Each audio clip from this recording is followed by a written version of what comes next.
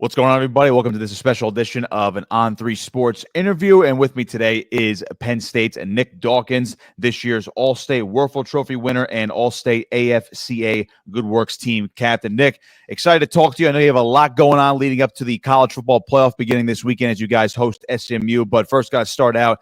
What an honor for you, all your good work off the field this year. And I got to imagine you were pretty excited when you were named this year's team captain and, of course, award winner. Yeah, absolutely. First off, thank you for having me on.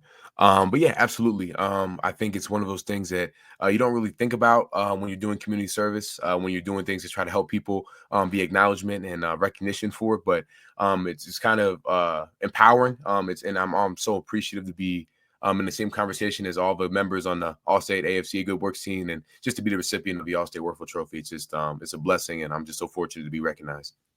And this isn't the first time that you've been recognized for your services. You were Penn State's 2023 Public Service Award winner. So I am curious, your foundation is named after your father, Daryl Dawkins, and giving out scholarships to high school kids, that are deserving for this type of recognition. What got you into this? What really spurned the idea for you to really just go all in on the off the field and community service? Yeah, it's my calling. I was able when I was younger to be able, and I was so fortunate to be able to go with my dad to a lot of community initiatives that he did, especially with the NBA. Meet a lot of cool people, establish a lot of cool connections, and that kind of fostered that for me that I wanted to do that. And once I got my own little taste of it, my freshman year at Penn State, being able to work camps, being able to work with people, especially off the field when I got to go back home to my community, it's something that was huge for me. And I knew that gut feeling that it was the right move, and it's what I wanted to do. So once NIL came about, I think the legislation began in 2021 and 2022. We got the 501c3 status, and we were able to go full head to work with brands, just like Allstate, that were aligned with what we wanted to do. And here we are now, able to do a lot of good things.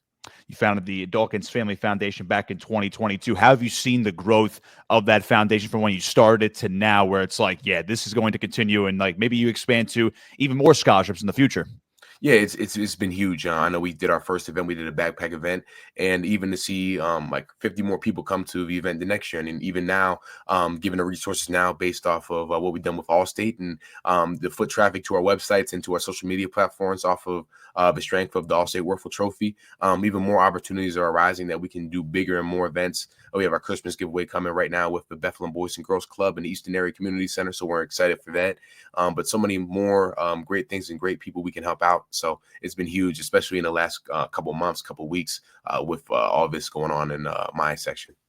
Before we talk a little football, of course, with a big game coming up this weekend, what was your general reaction to being a part of this Good Works team? Of course, there's a lot of athletes across the entire landscape of college football. Of course, Tim Tebow's a big advocate and spokesperson for this Good Works team as well. What's it been like for you to either get to know those guys, talk to them, and basically just have all these shared experiences with all of your guys off the work community-wise? It's cool to see that there's a community out there that's still trying to do so much good, and there's a community out there that is so empowered by off the field efforts. And there's so many guys in college football. I mean, they start with 111 guys in college football that are doing this, and they narrow it down to one recipient. But to see all those guys that are doing such good work, it obviously establishes a network that we can connect to work together, but also motivates me to do more, to do as best as I can, and to impact other people. And I got to meet Tim Tebow at the Heisman ceremony on Saturday, and to talk to him and see where his strength comes from, mainly in his faith.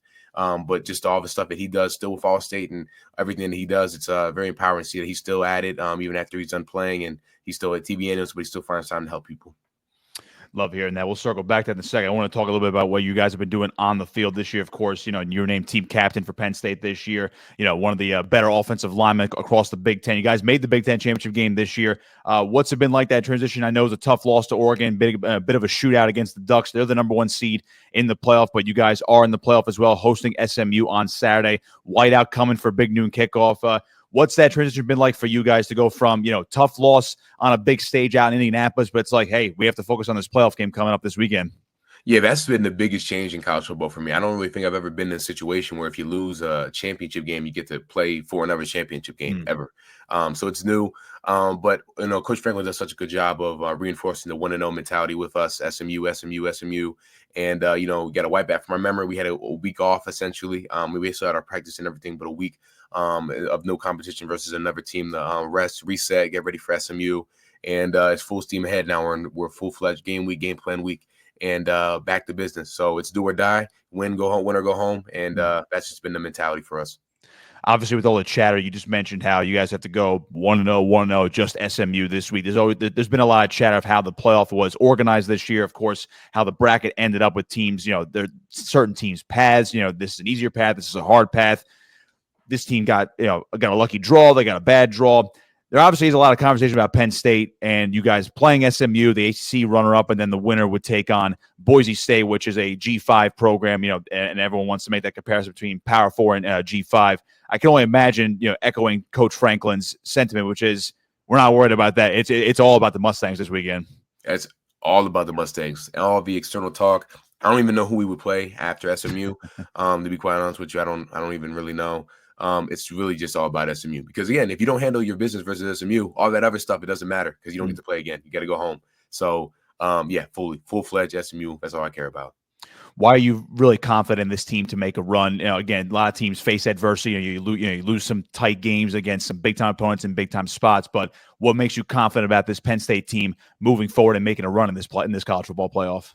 I would say the adaptability of his team, showing a lot of character. We got a lot of guys that make plays on our team and a lot of guys that just care so much about our program and care so much about the team. I think it's that special feeling you get when you're around championship teams, the feeling in the locker room, the feeling around the guys, the feeling, even the fans. This season just felt so special, and I'm just so confident in the process that it took to get to where we're at. Winter workouts, summer workouts, spring football camp, and through this season, we've shown a lot of character, a lot of grit, and I think we're just to be able to just grit this thing out. You've seen a lot of growth throughout your Penn State career. What's been the biggest change for you, maybe on and off the field, just tying back in your community service a little bit too, from when you arrived on campus? You mentioned to me before that you graduated in 2020. So it was a weird time. I mean, COVID, shortened season, a weird first couple of years on campus. I can only imagine. Where have you noticed your biggest growths on and off the field from when you first stepped on campus to now with, as a senior at Penn State? Yeah, I talk about this all the time with my guy, Tyler Ells, we came in together and we talked about, we've been through a lot in college football. First, we came in 2020, COVID, obviously shortened season, a lot of limitations to the year. And then right after that, 2021, NIL legislation gets passed and there's NIL going on and it's the wild, wild west. It's what's going on. How is it going to be distributed? How is payment going to happen? Everything like that. Then the college football playoff expansion. Now we have a collective bargaining agreement coming next year. There's so many different things that when we signed our letter of intent, we were not ready or did not know was going to happen. So we just been a part of a lot of history in college football, but it's cool. It's really cool to be a part of it and see how it's changing. Without a doubt. I wanted to ask you about your quarterback, Drew Allar. Obviously, being on the offensive line, you got to protect him. He's been one of the better quarterbacks throughout the country. He just put out a statement that he's looking forward to his future at Penn State for this year, again, for SMU this weekend and beyond. So the inclination that he'll be back for next year. What has he meant to the program, and what's it been like to have him as a teammate on that Penn State offense? Yeah, he's one of my best teammates I've ever had. Drew is a natural competitor, the ultimate competitor, brings it every single day. Great leader, adaptive leader style, can really cater and foster a lot of different people, and he's able to connect with a lot of guys. But he's just a competitor. He's a dog. He brings it every single day, and he wants to win games. And you can see that in his play. I know you saw that play from Oregon. Had a guy trying to bring him down, still whips a touchdown pass through two defenders. I mean, the guy just brings it every single day, and that's natural talent, but it's also that mentality that he brings to the game. And, he's so important to our offense, so important to our team. He's a leader, and I'm excited to see, obviously, what we have going on versus SMU and in this playoff.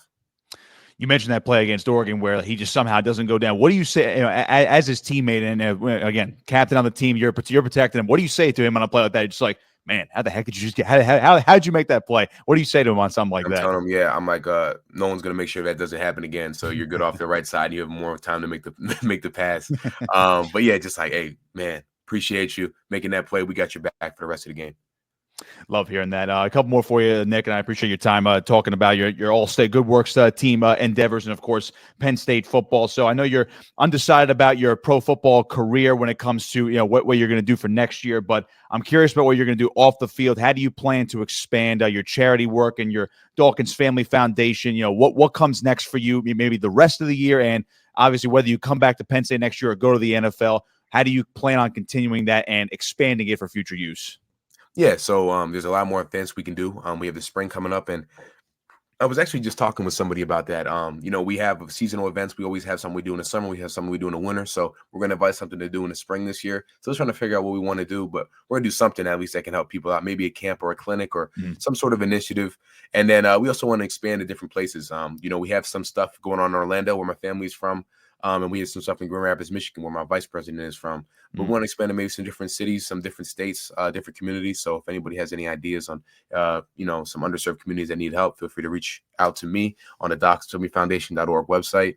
But yeah, that's the biggest thing. And then as I go into, transition to a professional career, it doesn't stop. Probably have more time as a professional football player than you do in college. So if anything, that would just spark more ideas and more resources to work with brands and work with teams and work with just the resources that I had naturally from being in the NFL to continue outreach and continue more work. All-State Wuerffel Trophy winner Nick Dawkins with me, a part of the All-State AFCA Good Works team. He's the team captain this year. I'll leave you here with this, Nick, and again, appreciate your time. Again, you look at on Saturday, playoff game coming up. I'll leave you with a football question here. For those who are not experienced with the whiteout or not used to the whiteout, or maybe have never seen it before, what can you tell the fans out there about what to expect from Penn State on Saturday as you guys host SMU in the first round of the college football playoff? Yeah, night, day, rain, shine, snow, whatever you want to see. It's going to be a barrier of sound. It's going to be a very adverse weather condition, very adverse fan condition for the opposing team. So it's going to be a great atmosphere. I can't wait to be a part of history. First playoff game in Beaver Stadium. We're excited to get after it. Penn State hosting SMU in the college football playoff first round on Saturday at 12 o'clock Eastern, of course, at Beaver Stadium, Happy Valley, whatever you want to call it, of course. It's going to be a whiteout. It's going to be a crazy environment. Nick, appreciate your time. Good luck on Saturday, and, of course, good luck with all your future endeavors in terms of your pro football career, whether you come back to Penn State next year, and, of course, keep up the great work off the field. Love to see you with your charity. I appreciate you, brother. Thank you for having me on.